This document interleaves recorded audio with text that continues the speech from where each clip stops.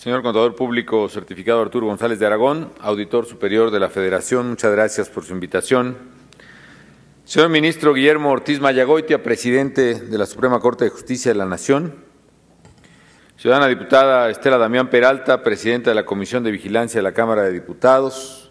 Señoras y señores legisladores, respetables servidores públicos y trabajadores de la Auditoría Superior de la Federación, distinguidos invitados, señoras y señores.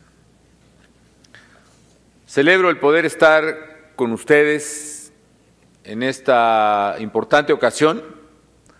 cuando se conmemora el 185 aniversario de la entidad de fiscalización superior del país, de la República, la que hoy es la Auditoría Superior de la Federación, un órgano esencial en la rendición de cuentas del Estado mexicano que demandan los ciudadanos. En primer lugar, quiero felicitar muy sinceramente al titular de esta gran institución, a don Arturo González de Aragón,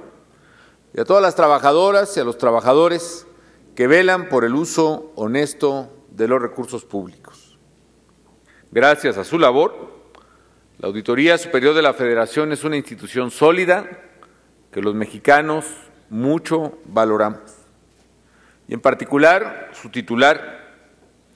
electo en un escrupuloso, quizá en exceso, proceso de elección, porque en estos 8 años ha transformado el rostro de la fiscalización en el país y ha renovado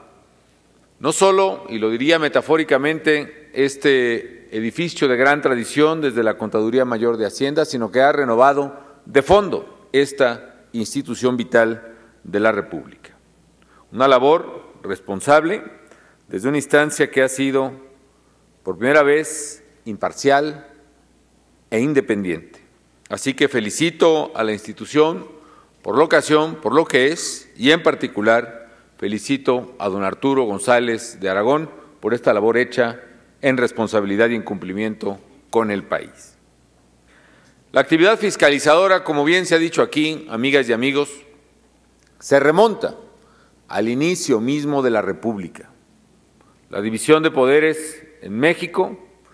y en particular la división de poderes de aquel México incipiente en su independencia, tuvo precisamente como uno de sus pilares la fiscalización por parte del Congreso entonces de los recursos públicos ejercidos por el Poder Ejecutivo. Y es a partir de la Constitución de 1824 cuando se establece la facultad del Congreso de examinar las cuentas gubernamentales y se crea ya de entonces la Contaduría Mayor de Hacienda como órgano vinculado a la Cámara de los Diputados. Y bien decía tiempo después don Vicente Rivapalacio que la facultad de disponer arbitrariamente de los fondos públicos es la base de todos los despotismos. De ahí la importancia histórica de que los órganos de representación popular vigilen el uso de los impuestos que son de todos los mexicanos. Por esa razón también quiero comentar que no puedo más que estar de acuerdo con lo que ha dicho el auditor, en el sentido de que la fiscalización en términos de recursos públicos no debe admitir excepciones y debe extenderse a cualquier entidad y cualquier dependencia o cualquier órgano que maneje recursos de los mexicanos. Trátese, como el caso que él señala y con lo cual estoy totalmente de acuerdo, de los partidos políticos que también deben ser fiscalizados y tienen la obligación, primero quizá que otras instancias, de rendir cuenta puntual de los recursos que utilizan públicos a los mexicanos. Y esta vigilancia y fiscalización debe extenderse a cualquier órgano o entidad, porque no debe entenderse ninguna malinterpretada autonomía, trátese política, administrativa o académica, como un privilegio que exceptúa de este principio general y que debe ser no exceptuado de la rendición de cuentas de los recursos públicos. Donde quiera que haya un solo peso recaudado con el esfuerzo de los mexicanos, ahí tiene que haber una rendición plena, puntual y escrupulosa del ejercicio de ese peso para los gastos públicos. En tiempos más recientes, la entidad de fiscalización superior de nuestro país, también se nos ha recordado aquí, ha sufrido cambios importantes. En el 99 se dio esta importantísima reforma en que la Contaduría Mayor de Hacienda se transformó en la Auditoría Superior de la Federación y hoy cuenta con autonomía técnica y de gestión. Y no solo eso, como he dicho y reitero, ha actuado con imparcialidad y con independencia de acción y de criterio. Tiene además no solo la misión de fiscalizar al Poder Ejecutivo federal, como ha sido la tradición,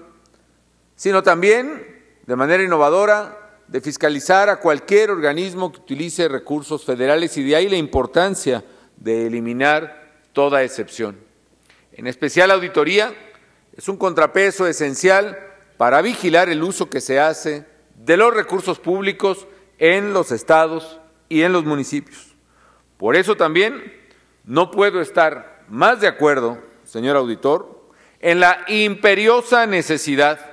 de no solo no reducir, sino de aumentar los mecanismos de control y de fiscalización y rendición de cuentas de la Federación misma, de los estados y de los municipios del país, en la medida en que utilizan y cada vez más recursos que son federales. Y aunque no fuera así, federales o locales son recursos del pueblo sobre los cuales incansablemente debemos proseguir en el afán de que se rinda puntual cuenta. Al revisar la cuenta pública del año anterior, la Auditoría Superior de la Federación complementa y fortalece los mecanismos de control interno del Gobierno federal. El control interno realizado por la Secretaría de la Función Pública permite, a su vez, entregar las cuentas que debe rendir a la Auditoría Superior y a través de la auditoría al pueblo de México. Celebro, señor auditor, que hayamos siempre encontrado en usted y en esta institución responsabilidad, exigencia, capacidad de entendimiento en la búsqueda precisamente de lo que sea mejor para México, y que en la comprobación y revisión de la cuenta pública haya habido un comportamiento institucional, profesional, de exigencia y a la vez de transparencia. Como usted bien señala, también debo lamentar que en lo que al propio rubro del órgano de fiscalización interior, la función pública del Gobierno federal, también se haya visto una reducción importante de más de 2,000 millones de pesos, que equivalen a casi la mitad de lo correspondiente a su gasto operativo.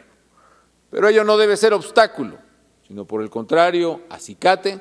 para que la labor de fiscalización se extienda con mayor eficiencia y con mayor profundidad en la vida del país. Una muestra de lo que se ha podido construir en esta colaboración republicana y democrática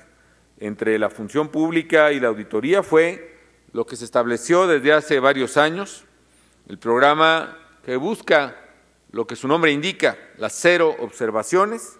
cuyo propósito es atacar la raíz de las observaciones de la Auditoría Superior que año con año hace puntualmente al Gobierno federal, precisamente para que tales observaciones no vuelvan a presentarse en la siguiente presentación de la cuenta pública. Es importante señalar que pese al fortalecimiento de las instancias fiscalizadoras y de los mecanismos de acceso a la información, aún perdura la corrupción en México, en diversas instituciones y en los 3 órdenes de gobierno. Este es un mal que debemos contrarrestar unidos en nuestra sociedad. Es un mal que perjudica a todos y daña la República. Por eso también coincido y deploro lo que el país en su percepción ha sufrido, y valdría mucho la pena observar con detenimiento dónde y en qué trámites es donde el ciudadano percibe precisamente no solo no avance, sino retroceso en materia de falta de corrupción, de falta de transparencia y en materia de corrupción. Es vital que exploremos con detenimiento y detalle cuáles son aquellos trámites que estorban en la vida del ciudadano, cotidiano, en los servicios públicos que recibe, en los bienes y satisfactores que de cualquier instancia de gobierno busca para erradicar precisamente lo que sabemos hoy todavía prevalece, que es las cuotas y los diezmos y las mordidas para los permisos, y que si para los usos de suelo y para las autorizaciones y para las licencias, etcétera, etcétera. Sabemos que eso ocurre. Lo vemos en distintos ámbitos de la vida pública, desde los servicios públicos hasta la protección de la policía para los ciudadanos. Sabemos que existe precisamente en distintos órdenes de gobierno. Yo de mi parte, señoras y señores, señor auditor, quiero decirles que en el gobierno federal y en mi caso particular no tengo ni preocupación ni siquiera debilidad, sino al contrario, percibo una fortaleza si avanzamos y si hacemos, desde luego ahora con redoblado brío, a partir de lo que hemos escuchado, un esfuerzo, un compromiso, una verdadera cruzada por transparentar los recursos públicos y por rendir cuentas a los ciudadanos. Nada he ocultado ni tengo que ocultar, y creo que nada ni nadie en el gobierno debe ocultarse, no solo en el ámbito federal, sino en los ámbitos estatales y municipales, no solo en el Poder Ejecutivo, sino en el Legislativo y en el Poder Judicial. Creo que en ese propósito, como lo ha dicho acertadamente el ministro Ortiz Mayagoitia, también hemos coincidido. Tenemos un compromiso de transparencia y tenemos que hacerlo presente y concretarlo en hechos que puedan precisamente no solo erradicar la percepción de los ciudadanos, sino erradicar la corrupción misma, que es precisamente el problema de México, que lo ha lacerado, perjudicado y detenido desde hace muchas décadas. El gobierno federal, por lo mismo, tiene un claro compromiso con la rendición de cuentas y por eso buscamos avanzar en varios frentes. En primer lugar, hemos impulsado con el Honorable Congreso de la Unión diversas reformas orientadas a combatir la corrupción, a transparentar el gasto público y hacerlo más eficaz y más eficiente. Entre esos esfuerzos están lo que fue la reforma hacendaria por los que menos tienen en 2007 y 2008, que precisamente incluyó mecanismos por primera vez previstos para que el ejercicio del gasto se ejerciera con un criterio que atienda a los resultados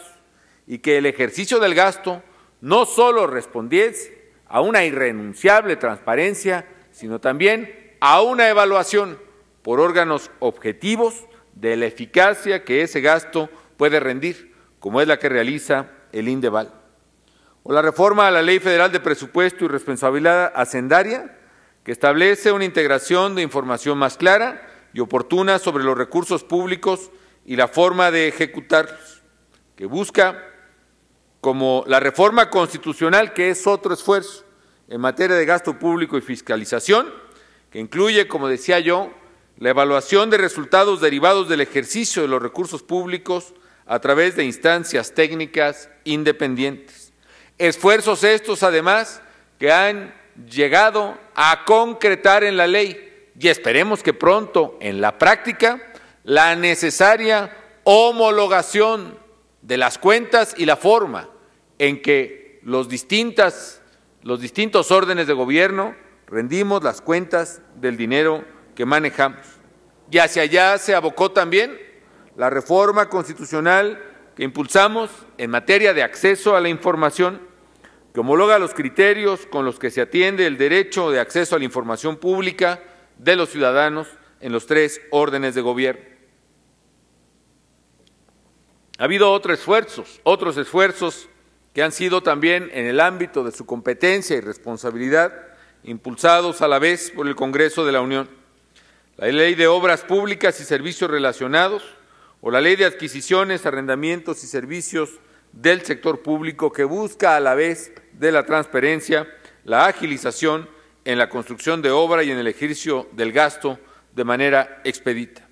Y finalmente, la Ley General de Contabilidad Gubernamental, que establece la homologación contable a la que debemos sujetarnos los 3 órdenes de gobierno, como he mencionado. En segundo lugar, se puso en marcha el programa de compras de gobierno, que constituye un nuevo esquema de adquisiciones más transparente y eficiente y que facilita la integración de las pequeñas y medianas empresas proveedoras. Este nuevo esquema incorpora innovaciones tecnológicas y simplifica los mecanismos de licitación, facilitando las transacciones entre gobierno y pequeñas y medianas empresas del país. Cabe señalar que varios de estos mecanismos innovadores de compras de gobierno, como las llamadas subastas en reversa, han permitido a instituciones como el Instituto Mexicano del Seguro Social ahorrar miles de millones de pesos, por ejemplo, en la compra de medicamentos que antes se hacían en subastas de una sola propuesta y de una sola exhibición. Al incorporar el mecanismo de subasta en reversa, se ha podido reducir notablemente el precio que el Estado solía pagar en la compra de medicamentos.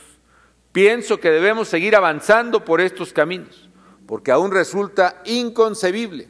que para un mismo medicamento y una misma medicina se paguen entre distintas dependencias o distintos órdenes de gobierno varias veces más de precio, aunque se trate del mismo producto. En tercer lugar, se elaboró el Programa Nacional de Rendición de Cuentas, Transparencia y Combate a la Corrupción, un programa que busca establecer procedimientos de coordinación más eficaces entre instancias del Gobierno federal para identificar, investigar y sancionar la corrupción. En cuarto lugar, estamos en la preparación de un paquete de reformas legislativas para fortalecer la tarea de control y fiscalización en el Ejecutivo. Estas irán orientadas a mejorar la coordinación de los esfuerzos anticorrupción dentro del Gobierno federal y en la colaboración con otros poderes y con estados y municipios, para dar pleno cumplimiento a los compromisos que México ha establecido en convenciones internacionales anticorrupción y hacer más transparente el destino del presupuesto. El Gobierno federal, además, quiero subrayarlo enfáticamente, no solo está atento, sino que revisará con riguroso escrúpulo, más allá incluso de lo que la ley le obliga, las inquietudes o inconformidades que surjan de los procesos de licitación o adjudicación de bienes o servicios públicos del Gobierno federal o sus dependencias. Y expresamos nuestra voluntad de hacerlo con la asesoría de la Auditoría Superior de la Federación, si ésta lo tiene a bien, independientemente del ejercicio mismo de sus propias competencias constitucionales. Porque debe quedar claro que no toleraremos actos de abuso o corrupción que no solo merman el patrimonio de los mexicanos, sino que socavan la confianza indispensable de los ciudadanos hacia las instituciones que los representan. La corrupción, como bien ha dicho don Arturo, sigue siendo percibida por los ciudadanos como uno de los principales problemas de México. Necesitamos instrumentos eficaces para fortalecer su combate. Necesitamos reforzar la participación de todos en contra de este mal, de regular sí y quitar obstáculos burocráticos a lo que no solo entorpece la decisión y la acción de gobierno, sino precisamente estanca las decisiones y prohija la discrecionalidad y la corrupción. Y por eso, al mismo tiempo, habrá que seguir perfeccionando los mecanismos de fiscalización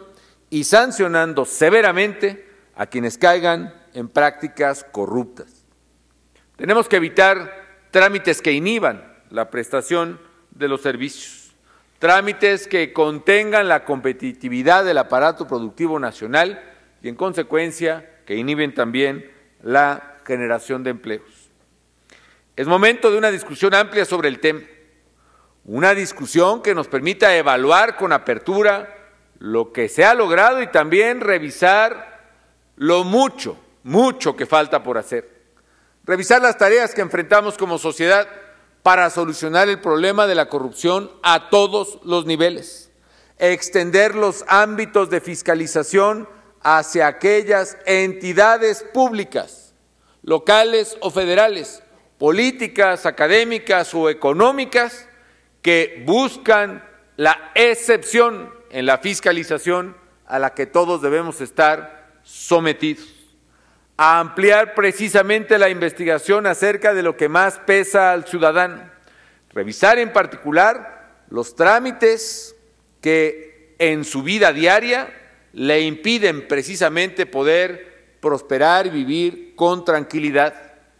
ver dónde está el Estado obstruyendo la vida ciudadana y dónde está corrompiendo la vida institucional, para ahí, en el esfuerzo de todos, orientar nuestros recursos y erradicar este mal que, como he dicho, tanto daño le ha hecho a nuestro querido México.